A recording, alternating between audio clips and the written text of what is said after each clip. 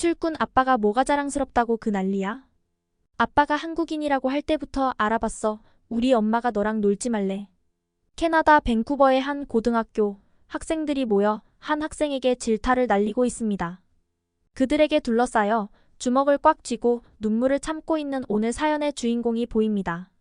상태가 위태로워 보이는데요. 대체 무슨 일이 있었던 걸까요? 오늘의 사연 함께 들어보시죠. 영상 시청 전 구독과 좋아요 부탁드립니다. 구독과 좋아요는 영상 제작에 큰 도움이 됩니다. 감사합니다. 안녕하세요. 제 이름은 미카킴이에요. 17이고 최근까지는 밴쿠버에서의 삶이 안정적이고 편안하게 느껴졌어요. 학교, 친구들 모든 게요. 하지만 그날 이후로 제 삶은 완전히 달라졌어요. 제 인생의 가장 중요한 기둥이 사라진 느낌이었죠. 제 세계의 진짜 중심은 아빠였어요. 저희 아빠는 한국인이셨어요.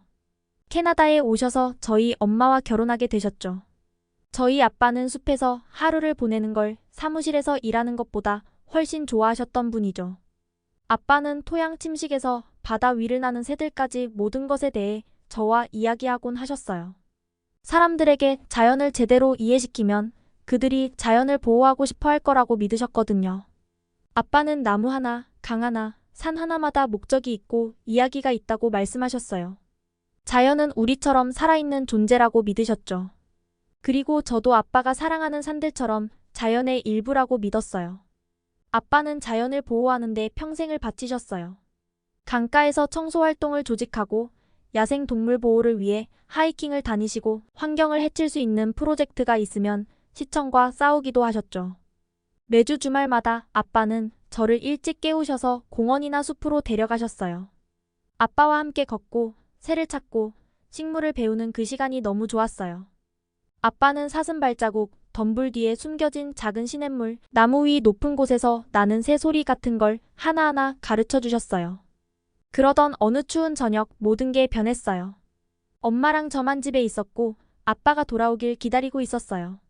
하지만 아빠의 발소리 대신 날카롭게 울리는 전화벨 소리가 들렸어요. 엄마가 전화를 받았고 엄마 얼굴에서 미소가 사라지는 걸 잊을 수가 없어요. 테이블 가장자리를 꽉 잡고 흔들리는 목소리로 조용히 몇 마디만 하셨어요. 엄마 얼굴에서 핏기가 사라지고 눈이 크게 떠지는 모습을 보았어요. 공기가 무겁고 고요하게 저를 짓누르는 듯한 느낌이 들었어요. 엄마가 아무 말도 하지 않아도 뭔가 끔찍한 일이 생겼다는 건 알 수 있었어요. 그 다음 몇 시간은 흐릿하게 지나갔어요. 우리는 병원으로 갔고 차창 밖으로 보이는 도시의 불빛들이 뿌옇게 보였어요. 차 안에서 엄마와 무슨 얘기를 나눴는지는 기억이 나질 않아요. 그저 세상이 기울어진 것 같고 아무것도 이해되지 않는 느낌이었던 것만 기억나요. 병원에 도착했을 때 안으로 들어가기가 무서웠어요. 병원에 도착했을 때는 이미 늦었어요.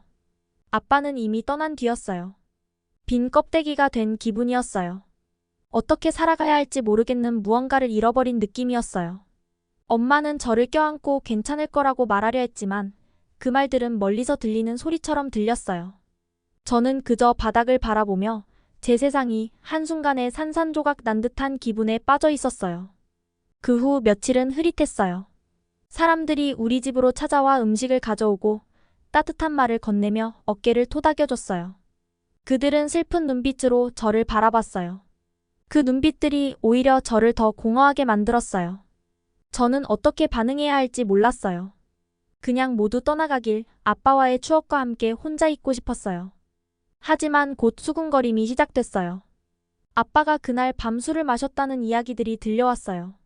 무책임하게 운전대를 잡았다는 소문들이요.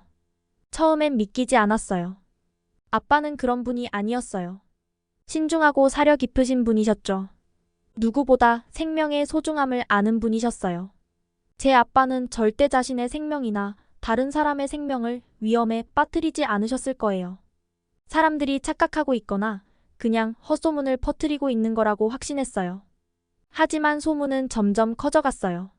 학교 친구들도 저와의 대화를 끊었고 그들의 표정에는 연민이나 판단 같은 것이 섞여 있었어요. 사람들은 저를 힐끗 보고는 재빨리 시선을 돌리곤 했어요. 선생님들조차 저와 대화할 때 어색해 보였어요. 한때 제 집처럼 느껴졌던 이 도시가 이제는 차갑고 낯설었어요. 제 자신의 삶에서 외톨이가 된 기분이었죠. 얼마 지나지 않아 저도 의심이 들기 시작했어요. 아빠가 정말 그런 무모한 행동을 했을까? 제가 알던 아빠는 사실 한쪽 모습뿐이었던 걸까요? 이 생각을 떨쳐내려고 했지만 매일 밤 잠들기 전에 그 생각들이 스멀스멀 다시 찾아왔어요. 침대에 누워 천장을 바라보며 집안의 고요함 속에서 그 의심들이 제 마음을 휘감았어요. 엄마는 이 이야기에 대해 많이 말하지 않았어요. 하루하루를 유령처럼 지내셨고 가끔 창밖을 멍하니 바라보고 계시는 걸 봤어요. 사람들의 말에 대해 물어보면 엄마는 고개를 저으며 그들의 말을 신경 쓰지 말라고 하셨어요. 내 아빠는 좋은 사람이었어. 엄마는 조용히 말씀하셨죠. 하지만 엄마의 말도 제 의심을 완전히 사라지게 할 수는 없었어요. 겨울이 다가오며 공기는 차가워지고 낮은 점점 짧아졌어요. 저는 아빠와 함께 자주 갔던 곳들을 지나며 마치 낯선 사람이 된 것처럼 도시를 걸었어요. 공원, 산책로, 해안가 모든 곳이 아빠와의 기억으로 가득했지만 이제 그 기억들이 믿을 수 없는 것처럼 느껴졌어요. 아빠가 세상을 사랑하도록 가르쳐주고 세상을 보호하려 애쓰던 분으로 기억하고 싶었어요. 하지만 이제 그 이미지가 흐릿하고 불확실하게 느껴졌어요. 가장 괴로운 건 진실을 알 수 없다는 거였어요. 소문들, 의심들, 연민에 가득 찬 눈빛들이 모두 저를 짓눌렀어요. 저는 진실이 알고 싶었어요. 그날 밤 무슨 일이 있었는지 정말로 알고 싶었어요. 하지만 물어볼 사람도 없었고 확실히 알 방법도 없었어요. 남은 건 아빠와의 기억뿐이었어요. 마치 다른 사람의 삶 같았던 그 조각난 기억들만이요. 하루하루가 흘러가면서 시간이 모호하게 지나갔어요. 시간이 흐르는 것도 잘 느끼지 못한 채 저는 점점 더 주변 사람들로부터 멀어지고 있었어요. 친구들도 달라졌어요. 처음엔 저를 동정해주던 친구들이 점점 차갑고 의심스러운 시선을 보내기 시작했어요. 말을 하지 않아도 그들의 판단이 제게 무겁게 다가오는 게 느껴졌죠. 그리고 제 같은 반 친구였던 제나는 이제 제 마지막 방어벽을 허물려는 듯 행동했어요. 복도에서 제나가 다가오는 걸 보면 그녀의 눈에는 잔인한 호기심이 반짝였어요. 어느 날 제나가 제 사물함 옆에서 저를 몰아붙이며 비꼬는 목소리로 물었어요. 미카, 술꾼 밑에서 자란 기분이 어때? 그녀는 마치 날씨에 대해 이야기하듯 가벼운 어조로 말했어요. 그 말이 저를 딱이라도 때린 듯 아프게 와닿았어요. 소리를 지르고 싶었고 그녀가 잘못 알고 있다고 말하고 싶었어요. 하지만 그때 이미 제 마음속에 의심이 자리 잡고 있었어요. 어쩌면 제나가 옳을지도 모른다는 두려운 생각이 저를 잠식하기 시작했거든요. 어쩌면 저는 제 아빠를 제대로 알지 못했을지도 모른다는 생각이요. 집에서도 상황은 크게 다르지 않았어요. 엄마는 하루하루를 마치 꿈속을 걷듯이 무표정하게 지내셨어요. 눈물을 보이진 않으셨지만 그 속에 빈 공간이 느껴졌고 그로 인해 저는 더 외로워졌어요. 우리 둘 다 서로 닿을 수 없는 고통 속에 갇혀있는 듯 했죠. 그러던 어느 저녁 문을 두드리는 소리가 들렸어요. 아주 가볍고 조심스러운 소리라 순간 환청인가 싶었어요. 엄마도 놀란 표정이었어요. 누가 찾아왔는지 신경 쓰지 않았어요. 요즘엔 어떤 일이든 별로 중요하게 느껴지지 않았거든요. 그런데 문가에서 들려오는 목소리가 제 마음을 멈추게 했어요. 오랜만에 들어보는 따뜻하고 평온한 목소리였어요. 문간에 서 있는 사람은 낯선 얼굴이었지만 왠지 모르게 위로가 되는 느낌이었어요. 그녀는 아빠의 사촌 여동생, 한국에 사는 한나 고모라고 자신을 소개했어요. 한나 고모에 대해 들어본 적은 있었지만 실제로 만난 적은 없었어요. 그런데도 그녀의 눈 속에는 단단하고 따뜻한 무언가가 느껴졌고 그게 마치 저를 위한 생명줄처럼 다가왔어요. 한나 고모는 제가 예상했던 것과는 전혀 다른 모습이었어요. 문을 두드리고 슬픈 눈으로 한숨을 내쉬는 다른 친척들과는 달랐어요. 그녀는 조용하면서도 강인한 힘을 지닌 사람이었고 그 존재만으로도 집안의 공기가 조금 가벼워지는 것 같았어요. 한나 고모는 엄마의 집안일을 도와주고도 우리에게 다른 부담을 주지 않으셨어요. 단지 그 자리에 계실 뿐 아무것도 요구하지 않는 듯 했죠. 몇 주 만에 처음으로 슬픔 외에 다른 감정이 살짝 느껴졌어요. 안도감이랄까 아니면 위로일지도 모르겠네요. 시간이 지날수록 한나 고모의 존재는 점점 자연스러워졌고 그 덕에 집안의 정막이 조금 덜 무겁게 느껴졌어요. 고모는 아무 말 없이 음식을 만들고 그저 조용히 제 곁에 있어 주셨어요. 저에게 무슨 기분이냐고 묻지도 않으셨고 억지로 대화를 나누려 하지도 않으셨어요. 그냥 가만히 저와 함께 있어 주시는 것만으로도 고독이 조금 덜해지는 것 같았어요. 어느 날 밤, 엄마가 주무신 뒤에 한나, 고모와 저는 부엌에서 은은한 조명 아래에 앉아 있었어요. 우리는 한동안 아무 말 없이 가만히 앉아 있었어요. 그러다 고모가 갑자기 아빠에 대한 이야기를 꺼내셨어요. 제가 전혀 들어본 적 없는 이야기들이었어요. 고모는 아빠의 한국에서의 삶에 대해 이야기하셨어요. 아빠가 산속 깊이 들어가 희귀한 새를 보기 위해 몇 시간이고 하이킹을 하셨던 이야기, 나무 사이로 불어오는 바람 소리를 듣기 위해 걸음을 멈추셨던 이야기, 환경을 파괴하는 기업들에 맞서 작은 시위를 조직하시던 모습까지요. 고모의 이야기는 확고하고 열정적이며 자신의 신념에 흔들림 없는 아빠의 모습을 그려냈어요. 제 아빠는 절대 무모하게 생명을 위협하는 일을 할 사람이 아니었어요. 고모의 이야기를 들으면서 제 안에서 무언가가 바뀌는 걸 느꼈어요. 아빠가 가르쳐 주신 세상의 아름다움과 소중함을 다시금 기억할 수 있었어요. 고모의 말을 믿고 싶었어요. 그럼에도 마음 한편에는 아직 망설임이 있었어요. 그동안 들었던 소문과 의심들이 제 가슴속에 깊이 박혀 있었거든요. 고모가 진실을 감추고 저를 보호하려는 건 아닐까 하는 생각도 들었어요. 그런데 고모의 목소리가 진지해졌고 저를 바라보는 눈빛이 전에 없던 강렬함으로 빛났어요. 미카, 고모가 조용히 말씀하셨어요. 내가 여기까지 온 이유는 단지 슬픔을 나누기 위해서가 아니야. 내 아빠의 이야기에는 사람들이 말하는 것 이상의 무언가가 있다고 생각했기 때문이야. 고모의 말은 제 안에 희망의 감정을 일으켰어요. 저는 고모의 얼굴을 바라보며 그녀가 계속 이야기를 이어가기를 간절히 바랐어요. 내 아빠는 술을 마시지 않았어. 미카, 고모는 단호하게 말씀하셨어요. 내 아빠는 그런 분이 아니야. 언제나 신중하고 모든 위험을 충분히 인지하던 분이셨어. 그날 밤 내 아빠는 집으로 돌아오는 길이었고 반대쪽에서 술을 마신 운전자가 내 아빠의 차를 들이받은 거야. 잘못은 내 아빠가 아니라 그 운전자에게 있었어. 제 심장은 미친 듯이 뛰기 시작했어요. 모두들 잘못 알고 있었던 걸까요? 몇 주 동안 짊어졌던 의심과 죄책감, 부끄러움이 고모의 말이 제 마음에 스며들면서 조금씩 풀려나가는 것 같았어요. 그렇다면 왜 아무도 우리에게 말해주지 않았던 거죠? 고모는 한숨을 쉬며 시선을 자신의 손에 두셨어요. 때때로 사람들은 진실을 밝히기보다는 그냥 상황을 쉽게 넘기려고 해. 누군가 나서서 바로잡지 않으면 잘못된 이야기가 퍼지기도 하고. 내 아빠의 사고는 그렇게 보도되었고 아무도 의심하지 않았던 거야. 그저 무심코 넘겨버린 실수처럼 받아들인 거지.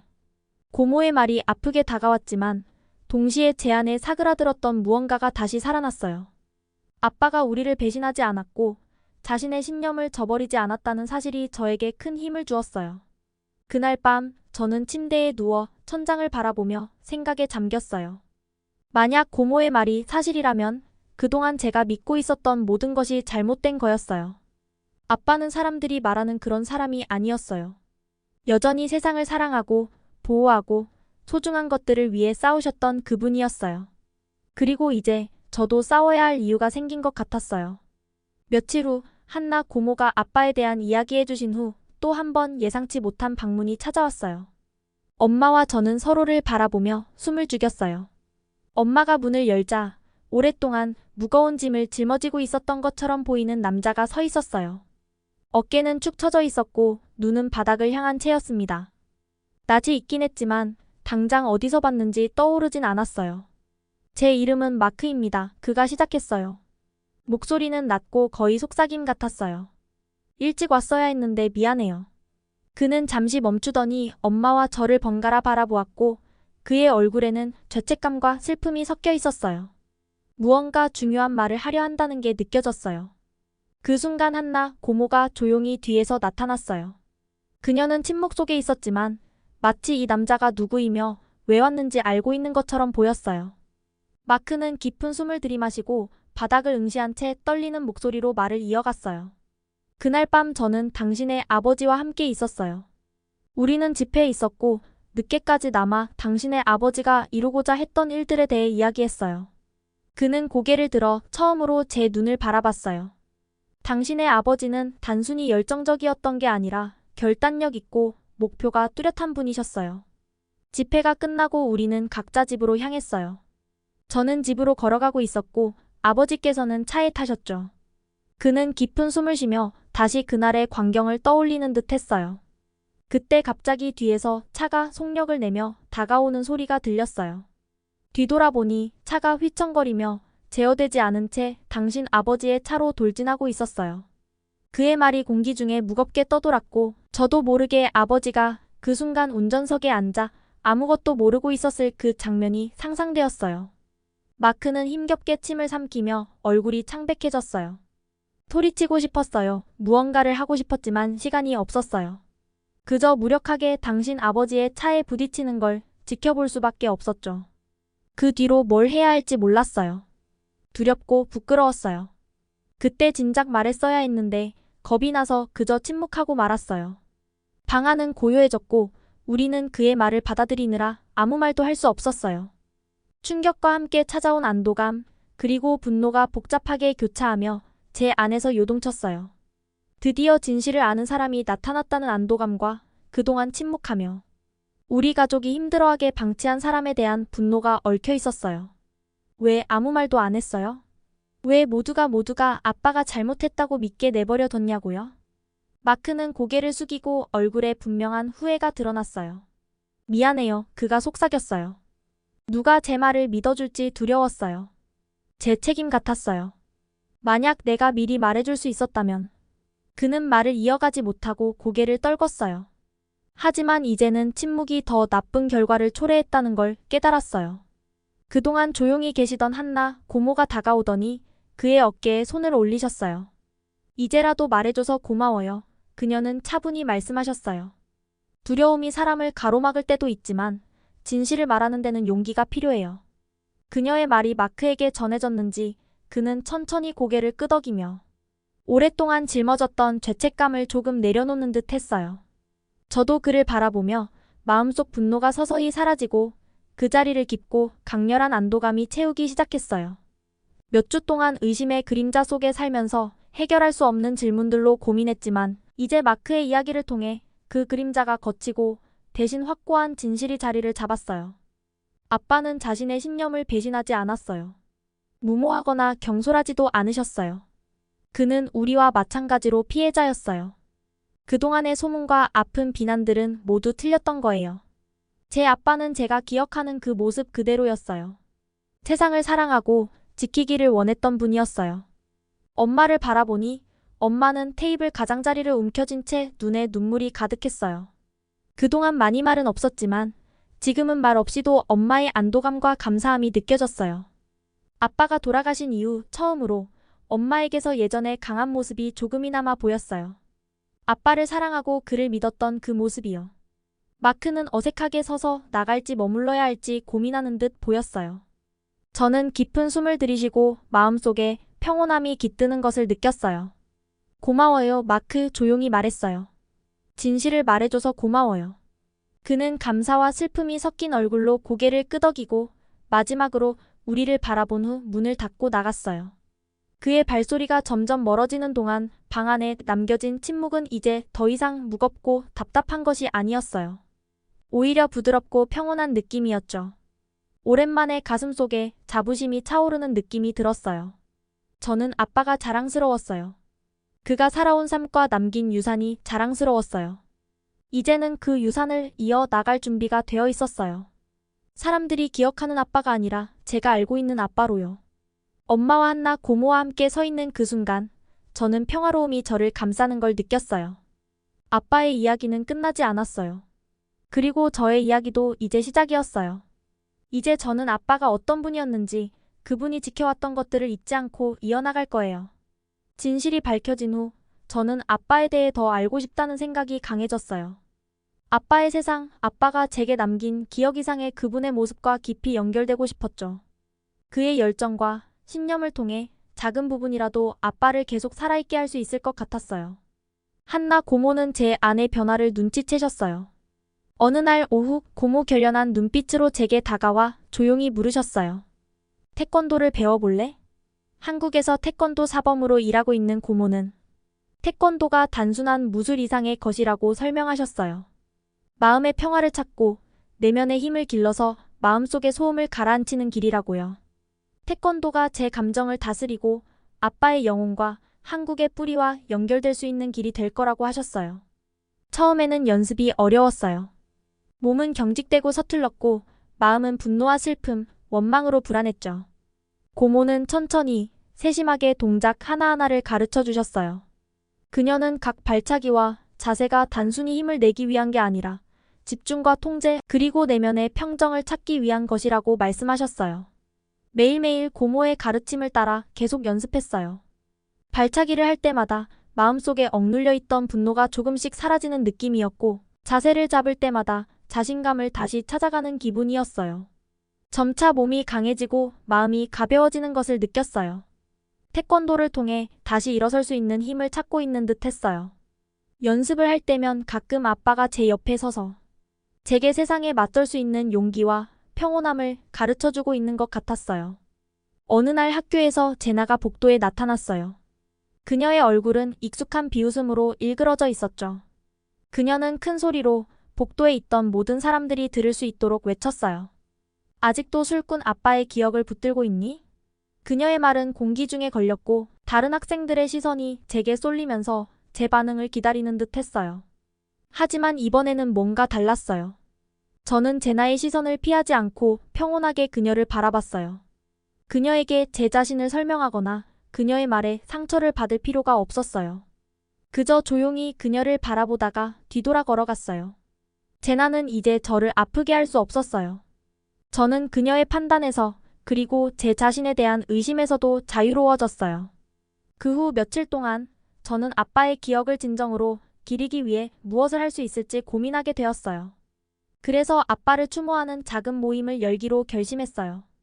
아빠를 알고 그가 사랑했던 자연을 소중히 여겼던 친구들과 가족, 동료들을 초대했어요.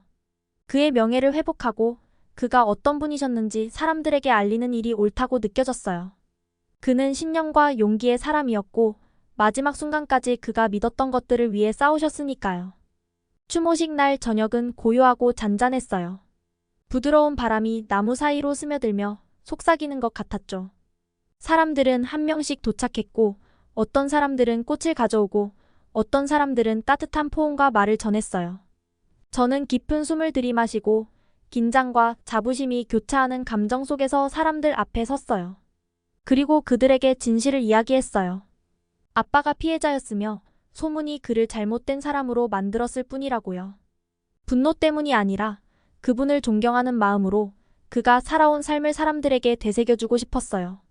사람들이 아빠에 대한 추억을 나누기 시작하자 저는 아름다운 감정이 피어나는 것을 느꼈어요.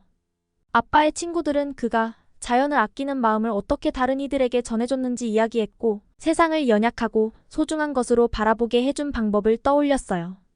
그들은 아빠의 친절함, 결단력, 그리고 작은 것에서 느꼈던 기쁨을 회상했어요. 아빠가 그들에게 세상의 아름다움을 볼 수 있게 해주고 너무 당연하게 여겨지던 것들을 보호하라고 권했었던 일들을 이야기했어요. 그들의 이야기를 들으면서 제 가슴은 자부심으로 가득 차올랐고 마음속 깊은 평화가 찾아왔어요. 마침내 아빠의 모든 면모를 이해하게 된 기분이었어요. 아빠가 다른 사람들에게 어떤 영향을 미쳤는지, 얼마나 많은 삶의 변화를 가져왔는지를요. 한나 고모의 도움을 통해 저는 회복의 힘이라는 조용한 강인함을 이해하게 되었어요.